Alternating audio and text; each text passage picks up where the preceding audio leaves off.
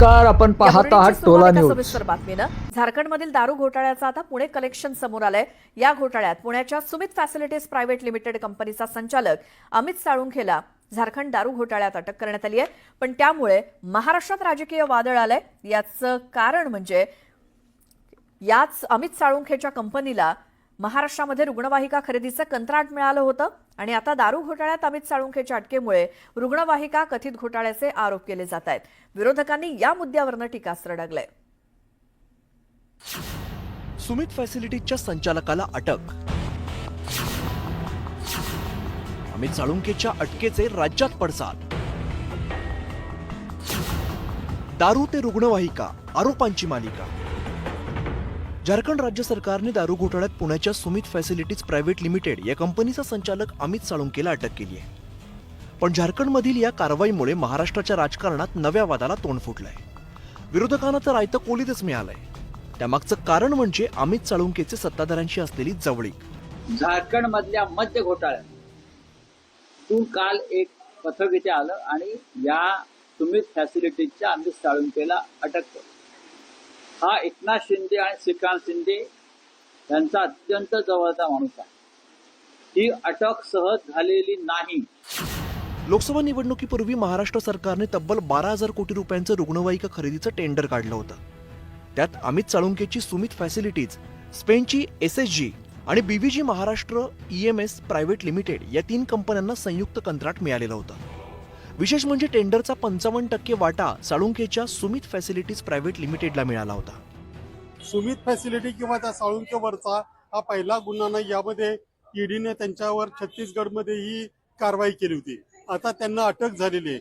महाराष्ट्रात मात्र ते करत असलेले घोटाळे, त्यांचे सगळे अपप्रकार हे निदर्शनास आणून देऊनही 6,000 कोटी रुपयाचा जो ठेकेदाराचा फायदा करून देणारी अँब्युलन्सची जी टेंडर होतं ते त्यांना देण्यात आलं.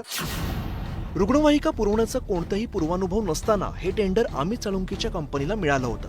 त्यासाठी नियम धाब्यावर बसवण्यात आल्याचा आरोप झालेला होता. खरं तर सुरुवातीपासूनच हे टेंडर सुमित फॅसिलिटीजला देण्याचा निर्णय राज्य सरकारनं घेतला होता. पण बीव्हीजी कंपनीने आक्षेप घेतल्यानंतर तो वाटून देण्यात आला. विशेष म्हणजे कॅबिनेटची मंजुरी असल्याचं भासवत हे कंत्राट देण्यात आलेलं होतं, असा आरोप माहिती अधिकार कार्यकर्त्यांकडून केला जातोय. हे 3 वर्ष रोज आम्ही आरोप ऐकतो. त्याच्यामुळे हा नवीन आरोप झाला. त्याच्यामध्ये काही तथ्य असेल अशी अजिबात शंका नाही.